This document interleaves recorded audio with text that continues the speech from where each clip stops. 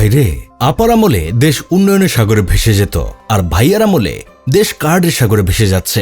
এখন যদি পকেটে হকার কার্ড না থাকে তাহলে আপনি ফুটপাতে ব্যবসা করতে পারবেন না, আর যদি হকার কার্ড থাকে তাহলে ঢাকা ময়মনসিংহ মহাসড়কের মাঝখানে বসেও ব্যবসা করতে পারবেন। কয়েকদিন পর হয়তো দেখা যাবে প্রেম করতে গেলে প্রেমিক কার্ড লাগবে, বিয়ে করার জন্য বিবাহিত কার্ড লাগবে, বিয়ের পর স্বামী স্ত্রীর মিলনের জন্য মিলন কার্ড লাগবে।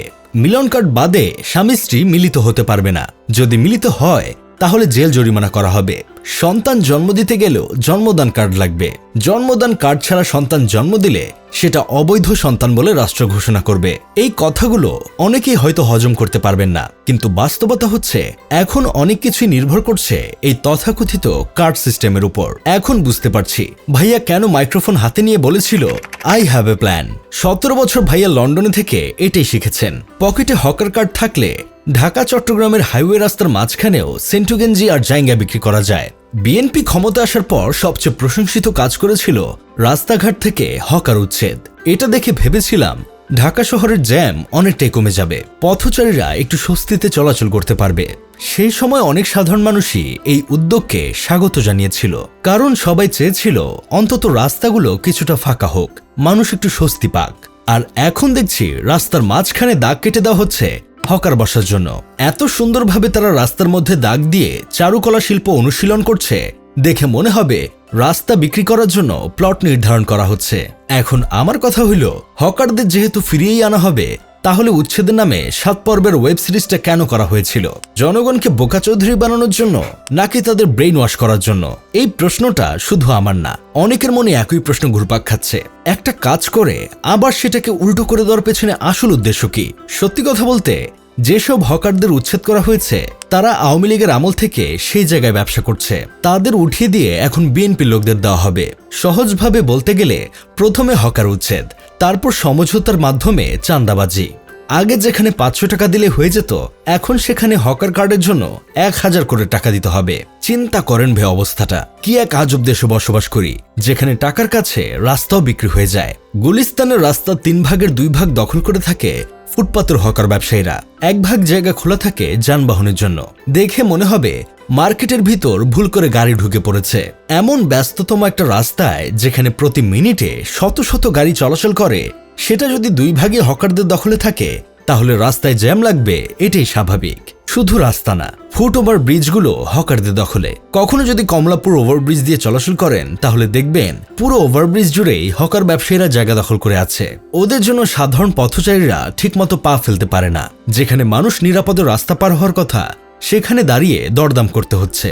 এটা কেমন অবস্থা চিন্তা করেন। আমার এক পরিচিত ছোট ভাই কমলাপুর ফুটওভার ব্রিজ দিয়ে আসার সময় হকারদের বিছিয়ে রাখা বাচ্চাদের খেলনায় পা লেগে ভেঙে যায়। এজন্য হকার ব্যবসায়ী তার কাছে টাকা দাবি করে। ছোট ভাই যখন বলেছিল মানুষের চলাচলের জায়গায় জিনিসপত্র সাজিয়ে রেখেছেন, পা তো লাগতেই পারে, আপনার জিনিসপত্রের জন্য কি মানুষ আসমান দিয়ে উড়ে উড়ে যাবে নাকি? এই কথাটা শোনার পরও পরিস্থিতি শান্ত হয়নি, বরং উল্টো হয়েছে। হকার ব্যবসায়ী ছোট ভাইয়ের কলা চেপে ধরেছিল, অন্য ফুটপাত ব্যবসায়ীরাও এসে তার গায়ে হাত তোলে। এই একটা ঘটনায় বুঝিয়ে দেয় ফুটপাত ব্যবসায়ীরা কি পরিমাণ হ্যাডাম দেখায়। এইসব ফুটপাত ব্যবসায়ীদের ব্যবহার কতটা খারাপ হয় সেটা জানতে হলে আপনাকে নিউ মার্কেট নয়তো মিরপুর 10-এ যেতে হবে। মিরপুর 10 নম্বরের ফুটপাত আর আশেপাশের নন ব্র্যান্ড দোকানগুলোতে কেনাকাটা করতে গেলেই সাধারণ মানুষের বিপদে পড়তে হয়, কারণ এইখানে যারা ব্যবসা করে অল্প কিছু বাদে বেশিরভাগই ছাপরি। ওদের কথাবার্তা ও ব্যবহার দেখলে মনে হয় ওরা নবাব সিরাজউদ্দৌলার বংশধর। মুকেশ আম্বানি তাদের আব্বা লাগে, আর ইলন মাস্ক তাদের চাচা হয়। তাদের জিনিসের দাম জিজ্ঞেস করা মানেই আপনি সেটা কিনতে বাধ্য। কিছু কিছু ব্যবসায়ী এলিয়েন লেভেলের হয়, তাদের জিনিস 2 চোখ দিয়ে তাকিয়ে দেখলেই কিনতে হবে। আপনি দোকানের সামনে দাঁড়ালেন, এটাই আপনার প্রথম ভুল। আপনি একটা শার্ট হাতে নিলেন, এটা দ্বিতীয় ভুল। আপনি শার্টের দাম জিজ্ঞেস করলেন, আপনার তৃতীয় ও সবচেয়ে বড় ভুল। এখন শার্ট না কিনলে ওরা আপনার 14 গোষ্ঠী তুলে অপমান করবে। আপনি যদি প্রতিবাদ করেন তাহলে অন্য আরো 10 জন ফুটপাত ব্যবসায়ী এক হয়ে আপনাকে তুচ্ছ-তাচ্ছিল্য করবে, বাপ মা তুলে গালাগালি করবে, এমন হ্যাডাম দেখাবে মনে হবে পুরো ঢাকা শহর তাদের বাপ দাদার নিজস্ব সম্পত্তি। এই ঢাকা শহরে থাকতে গেলে তাদের দোকান থেকে জিনিসপত্র কিনতে হবে, তা না হলে ঢাকা শহর থেকে লাথি মেরে আপনাকে বের করে দেওয়া হবে। এই ধরনের পরিবেশে শপিং করা মানে নিজের সম্মান নিয়ে ঝুঁকি নেওয়া। আপনি মা, খালা, বোন কিংবা আপনার কোনো নারী আত্মীয় বা বান্ধবীকে নিয়ে এসব ফুটপাতে শপিং করতে গেলে দরদামে যদি না মিলে ওরা অনেক সময় বাজে মন্তব্য ও টিজ করে বসে। আপনার সাথে মেয়ে মানুষ মানেই ওরা ধরে নেয় সে আপনার গার্লফ্রেন্ড, নানা রকম বাজে কথা বলে ফেলে। তখন নিজের মান সম্মান বাঁচাতে চুপচাপ চলে আসতে হয়। বছরখানিক আগে কিছু ভিডিও ক্লিপ ভাইরাল হয়েছিল। সে ভিডিওতে দেখা যায় একটা অল্প বয়সী ছেলেকে কয়েকজন ফুটপাতের ব্যবসায়ীরা মিলে এমনভাবে মারধর করছে যেন সে কোনো মানুষ না, সে একটা ফুটবল যাকে ইচ্ছে মতো লাথি মারা যায়। ছেলেটার অপরাধ খুবই সাধারণ। সে কয়েকটা দোকানে কাপড় দেখেছে, কিন্তু কোনোটা পছন্দ হয়নি। আবার যেগুলো একটু ভালো লেগেছে সেগুলোর দাম তার নাগালের বাইরে ছিল, তাই সে কিছু না কিনেই চলে যাচ্ছিল। আর এই অপরাধের শাস্তি হিসেবে তাকে তার মায়ের সামনে এমনভাবে মারধর করা হলো যা কোনোভাবেই সভ্য সমাজে মেনে নেওয়া যায় না। অবশ্য পরের দিনেই মিরপুরের ভাই ব্রাদাররা মিলে এই সকল ছাপরি ব্যবসায়ীদের মায়ের বাপ পাকিস্তান করে দিয়েছিল। আরেকটা ঘটনা, একজন মায়ের বয়সী নারী শুধু জিনিস দেখে কিনেননি বলে তাকে দোকানদার প্রকাশ্যে বুকে লাথি মেরেছিল। এরপর আরো কজন মিলে সেই মহিলাকে কিল লাথি ঘুষি মেরেছে। উনার অপরাধ, উনি জিনিস দেখলো কিন্তু কেন কিনলো না? চিন্তা করেন ভাই অবস্থা। ওরা এত সাহস পায় কোথায়? কাস্টমার 20টা জিনিস দেখে একটা জিনিস পছন্দ করবে, দামে মিলে গেলে কিনবে, না হলে কিনবে না। তাই বলে কাস্টমারের গায়ে হাত তোলা, তাও আবার কিনা মহিলা মানুষের, ওদের কলিজা এত বড় হলো কিভাবে? এই ধরনের ঘটনা এক দুইটা না, বরং একই এলাকায় বারবার ঘটছে।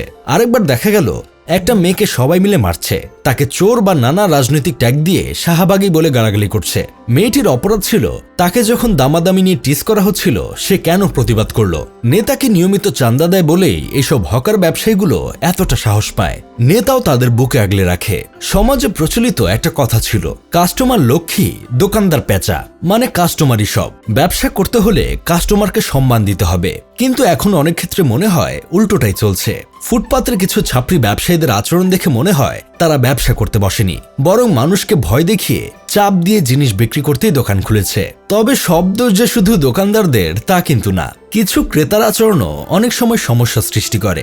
ধরেন আপনি একটা দোকানে গেলেন, 3-4টা কাপড় দেখলেই বুঝে ফেলার কথা আপনার পছন্দের জিনিস এখানে আছে কিনা, কিন্তু অনেকেই পুরো দোকানের অর্ধেক মাল বের করায়, সব খুলে খুলে দেখে, তারপর কিছু না কিনেই চলে যায়। এটা দোকানদারদের জন্য বিরক্তিকর, এটা অস্বীকার করার উপায় নেই। কিন্তু তার মানে এই না যে আপনি ক্রেতার গায়ে হাত তুলবেন, তাকে অপমান করবেন বা মারধর করবেন। একটা সভ্য সমাজে এই আচরণ কোনোভাবে গ্রহণযোগ্য না।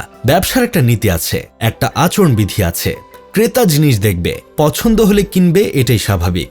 জোর করে বিক্রি করার নাম ব্যবসা না, সেটা হয়রানি। এই হয়রানিটাই ফুটপাতের কিছু ছাপরি ব্যবসায়ীরা দিনের পর দিন করছে। চোখ তুলে তাকালে দেখবেন আমাদের দেশের প্রায় সব জায়গায় দেখা যায় রাস্তার একটা বড় অংশ দখল করে হকাররা বসে আছে। এতে করে সাধারণ মানুষের চলাচল কঠিন হয়ে যায়। আপনি যে রাস্তা 5 মিনিটে পার হওয়ার কথা সেটা পার হতে লাগে 40 মিনিট বা 1 ঘন্টা, কারণ রাস্তা শুরু হয়ে গেছে। মানুষ আর যানবাহন একসাথে ঠাসাঠাসি করে চলতে হচ্ছে। এতে শুধু সময় নষ্ট হয় না, দুর্ঘটনার ঝুঁকিও বেড়ে যায়। অ্যাম্বুলেন্স আটকে যায়, স্কুলগামী বাচ্চারা সমস্যায় পড়ে, বৃদ্ধ মানুষদের হাঁটতে কষ্ট হয়। কিন্তু এগুলো নিয়ে আমরা খুব একটা ভাবি না।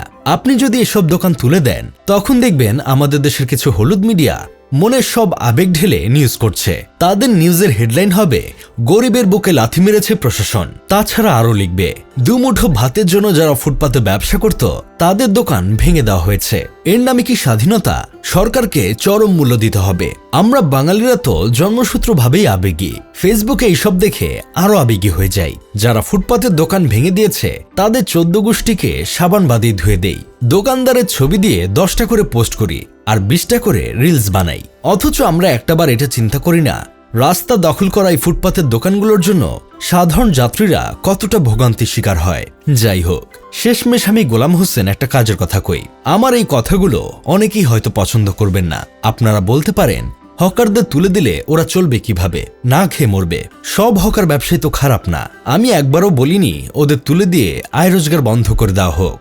সরকারের উচিত ছিল রাস্তার মধ্যে প্লট তৈরি না করে ফুটপাত ব্যবসায়ীদের জন্য আলাদা কোনো জায়গা বরাদ্দ করে দেওয়া, সেখানে তারা ব্যবসা করবে। তা না করে যদি রাস্তার মধ্যেই তাদের জায়গা বরাদ্দ করে দেওয়া হয় তাহলে অদূর ভবিষ্যতে রাস্তা থাকবে, কিন্তু সেই রাস্তায় যানবাহন থাকবে না। রাস্তায় ফুটপাত ব্যবসায়ী থাকা ভালো নাকি তাদের নির্দিষ্ট জায়গায় সরিয়ে দেওয়া ভালো? আপনাদের মতামত কমেন্ট বক্সে লিখে জানান। আর ভিডিওটি ভালো লাগলে লাইক দিন এবং আমাদের চ্যানেলে নতুন হয়ে থাকলে সাবস্ক্রাইব করে বেল আইকনটি টিপুন, যাতে পরবর্তী ভিডিওটি আপনার মিস না হয়। ধন্যবাদ আমাদের সাথে থাকার জন্য। দেখা হবে পরের ভিডিওতে। আল্লাহ হাফেজ।